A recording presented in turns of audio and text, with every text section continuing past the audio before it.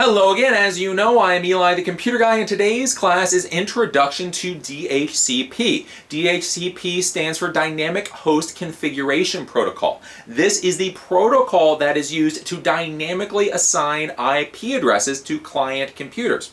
So if you've done anything with TCP/IP, you know that all computers, all devices on a TCP/IP network require an IP address. Now, way back in the horrible, really old days, you used to have to statically assign IP addresses to each and every device or computer on the network. You actually had to open up their little network configuration control panel and add the IP address manually there. That was a big pain in the butt. That was a big nightmare. So thankfully they came out with what is called DHCP. DHCP dynamically assigns IP addresses to client computers and network devices. So if you plug your computer into the network, or if you plug a network printer onto the network, or if you connect to a wireless network and you are automatically given an IP address, that is done through DHCP. So that is what we are going to be talking about today.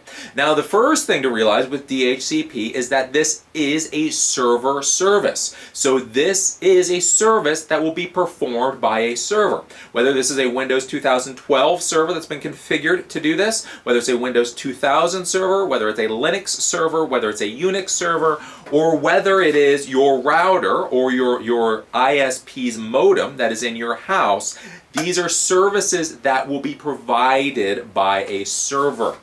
The other thing to realize about DHCP is that all that it does is dynamically assigns IP addresses. Now, one of the big problems with new technicians is they think that certain services do more than they actually do. So normally, when you're thinking about dynamically assigning IP addresses, you're also thinking about DNS, so resolving domain names to IP addresses. Well, DNS, domain name services, is a separate service. So a lot of times DHCP and DNS can talk to each other, but they are entirely different services. They can be installed on entirely different servers, and so they are separate things.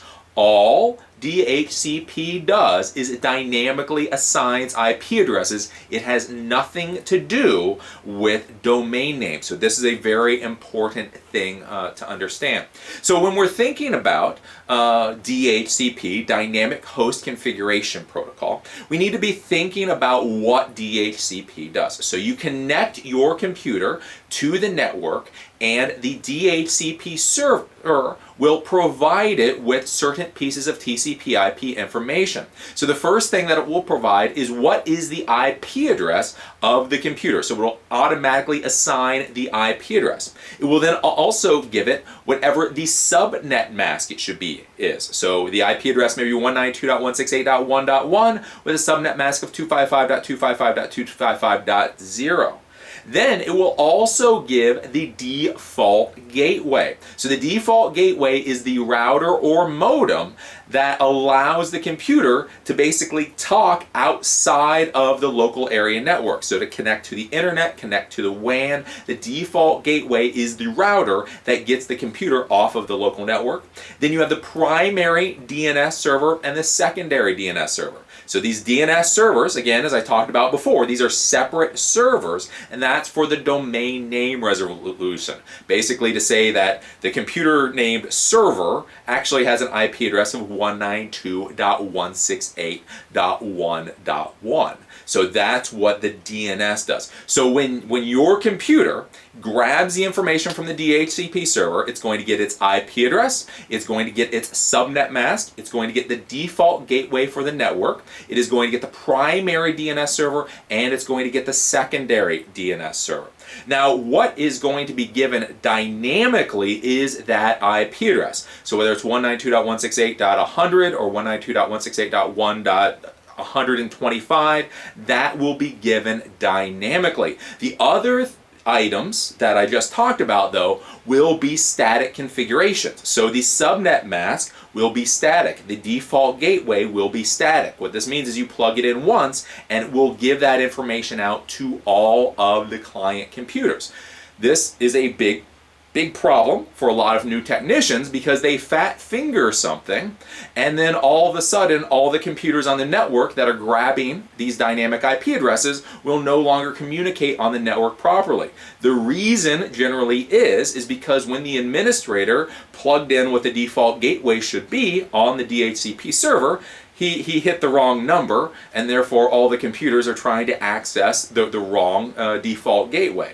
Or for the DNS servers, again, a lot of times the administrator will plug in the wrong number for the DNS server, and then all of a sudden, none of the clients on the network are able to resolve DNS names because they're pointed to the wrong DNS server. So one of the things to realize is that the dynamic part is that IP address. The other things are static. So for the rest of this, let me go to my new little digital whiteboard so we can explain a few things here. So as I talked about, well, I just said that the IP address is given dynamically, everything else is static. Well, the IP addresses that are given dynamically are given from something called a scope. So the scope is the range of IP addresses that the DHCP server is allowed to give out. So many times you'll be looking at a scope and you'll have a scope of, let's say, 192.168.1.100 to 192.168.1.200. What this means is that the scope of this DHCP server is 192.168.100 to 192.168 to 200. So that means that this DHCP server could give out an IP address of 101, 110, 151, 199, even 200. So it can give any IP address between 192.168.1.100 and 192.168.1.200. It would not be able to give out an IP address such as 192.168.1.201 because that is not within the scope. So the first thing whenever you're dealing with these DHCP servers is to realize the scope is the range of IP addresses that the DHCP server is allowed to give out. Now you can, normally what I do when I'm dealing with a DHCP server, if I have computers or networking devices that need a static IP address, generally I'll have those servers. So let's say we have a server here and it needs a static IP address of 192.168. Let's say 1.2, right? So this is the server. Let's say this is a small business server, so it needs a static IP address. So I simply make sure that the IP addresses for these static computers are outside of the scope that I give for the DHCP server. So that's generally what I do. But with these DHCP servers, many times you can create what are called reservations. So you create the scope of, let's say, I don't know, 192.168.1.10 all the way up to 192.168. I don't know, 150, right? .1.150. Now this is the total scope. What you can also do is you can create reservations in that scope. So you could say 192.168.1.11 is an access point. So that is another way that you can make it so that the DHCP server doesn't give out an IP address that is being used statically by a computer. So generally, again, what I say that I do is I just leave any computers or servers that need a static IP address outside of the scope, but with some of these DHCP servers, you can actually plug in a reservation that says this particular IP address is already taken by a server or device on the network. Don't give it out to any other computers. Now, since we talked about scope and we talked about reservations, now the next question that we have to deal with is since these DHCP servers have a finite amount of IP addresses that they can give out, what is one of the ways that we can make sure that it doesn't run out of IP addresses simply because computers come on the network, take an IP address, and then leave the network, and then the DHCP server doesn't realize it? Well, how this can be dealt with is by something called the lease. So whenever a DHCP server gives out a dynamic IP address, it leases that IP address to the client. So it doesn't necessarily give the IP address to the client, it leases the IP address to the client. Now you can set up within the DHCP server how long you want leases to last. Do you want them to last 1 day? Do you want them to last 10 days? Do you want them to last 100 days? This is how long the DHCP server will reserve the IP address for that client computer when it asks for it. So if you, let's say you have a coffee shop where lots of people are coming into the coffee shop with their laptop computers and they're continuously getting DHCP addresses and then they're leaving, they're going home. You may want to have a lease time of 1 day to make sure that all those new people coming in, grabbing IP addresses, basically don't take that whole pool of IP addresses and leave the DHCP server with none they can give out. So in something like an internet cafe, you might have a lease of 1 day.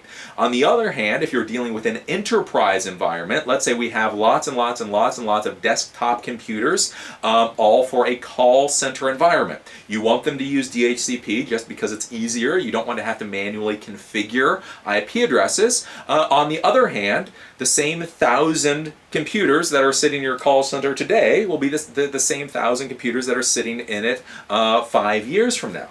Well, there you may use a lease of something like 100 days just to make sure that there's not a lot of network traffic going on simply for renewing IP addresses. So the lease is how long the client is given the IP address before it is given back into the pool. Now what happens is the client computer will try to automatically renew the lease as long as they are on the network. Generally, this happens somewhere around the 50% mark on the lease. So if you have a lease of 1 day, at the 12-hour mark, the client computer will ask the DHCP server to renew the IP address. So if it's a 1 day, after 12 hours have gone by, the DHCP client will contact the DHCP server and say, hey, can I have or can I keep the IP address you've already given me? If the DHCP server thinks that's okay, basically it will automatically say yes, that's fine. And so at that point, you will now have renewed the lease for another one of the lease periods. So whether it's 1 day or 100 days. Now, if the client computer for some reason cannot connect to the DHCP server when it tries to renew the lease the first time, then after a certain period of time, it will try to renew the lease again. So if it is not able to renew the lease the first time, it will still keep that IP address, and then it will wait another prescribed amount of time to try to recontact the DHCP server and see if it can renew it then. Depending on how the configurations are set up, the client computer may do this twice, 3, 4 times. At a certain point, if it cannot contact the DHCP server, it will release its IP address, and then it will go back to not having an IP address at all. So that is what the lease is. So at this point, so we've talked about the scope. So the scope is the total pool of IP addresses that the DHCP server is able to give out. Like I said, 192.168.100 to 192.168.1.200. Now what this scope is up to you. You could have a scope of 10 IP addresses. You could have a scope of 1,000 IP addresses. It's whatever you plug in to the server to give out for the IP addresses. Then basically, as I say, normally in the real world, I don't bother with reservations. So reservations are if you have servers or computers on the network that need static IP addresses, you can actually plug that into many DHCP servers. So you create the scope, whatever it is, and then within the scope, you say 192.168.1.200 needs to be the small business server. That's what the reservation is. Normally what I do is I create the scope, .1.100 to .1.200, and then I make the server be 192.168.1.2 or 192.168.1.3. So normally I just create all the static IP addresses in a nice little cluster, usually at the beginning of the network, the subnet that we're dealing with, and then I create the scope further down so that there's no conflict there. The big thing though to remember is this whole leasing scheme. So the big problem with DHCP servers is you don't want them to run out of IP addresses. If the DHCP server only has a pool of 100 IP addresses, and it gives out all those 100 IP addresses, and then the 101st client computer tries to connect and get an IP address, well, then there's no IP addresses for that DHCP server to give out. So one of the ways that you try to make sure that you have enough IP addresses is through this leasing scheme. So the DHCP server leases an IP address to a client computer for a certain amount of time. You plug it in, either it's 1 day or 100 days or 5 days, whatever it is. Then while the client computer is connected to the network, at a certain set interval, it will try to contact the DHCP server to renew the IP addresses. So this is the basic thing that's going on with the DHCP server.